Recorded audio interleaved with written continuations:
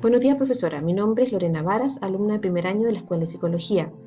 Y el objetivo de este video es presentarle mi mapa conceptual, que se denomina de la comunicación interpersonal a la comunicación sustentable.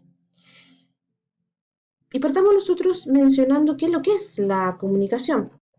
La comunicación es una necesidad de nuestra vida y es la forma como nosotros creamos nuestro mundo y a través del cual satisfacemos nuestras necesidades para alcanzar la autorrealización. Por ello es importante que reflexionemos cómo se debe construir este proceso y qué elementos debemos tener presente al momento de comunicarnos.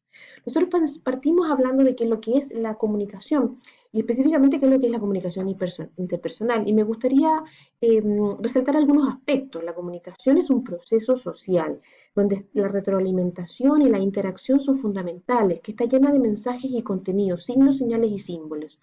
Y la comunicación entre las personas es un proceso muy complejo, donde existe mucho intercambio de ideas, emociones y sentimientos. Es muy importante lo que el receptor entiende. Siempre se da en un contexto determinado y es un satisfactor de necesidades.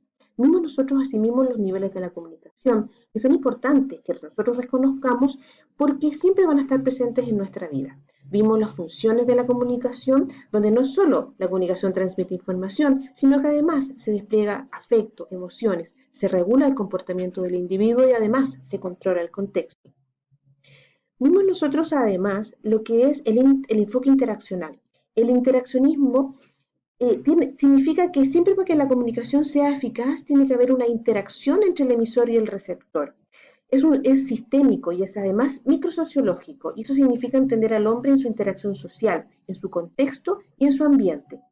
Vimos nosotros que este enfoque se lo debemos a la escuela de Palo Alto, llamada también la escuela orquestal. Y para ellos la comunicación es sistémica, es compleja, es circular, es un proceso que se da siempre en un contexto determinado, donde hay una relación o una interacción entre el emisor y el receptor y que siempre es intersubjetivo porque tiene que ver también a cómo el receptor lo recibe. Vimos nosotros los axiomas de la comunicación. Ahí están. Y hablemos ahora del interaccionismo simbólico, que tiene que ver con que las personas actúan a partir de los significados que las personas y las cosas tienen para ellos. Y ahí me gustaría resaltar a Herbert Blumer, quien es la persona que acuñó el concepto de interaccionismo simbólico, y mencionar a Hoffman, que para mí personalmente es un autor muy interesante con su teoría de los roles, porque habla de los roles que nosotros desempeñamos en la sociedad, cómo nosotros nos ponemos máscaras todos los días. El acto de comunicar.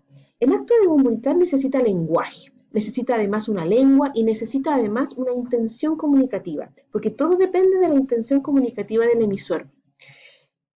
Como decía Habermas, el lenguaje crea realidades.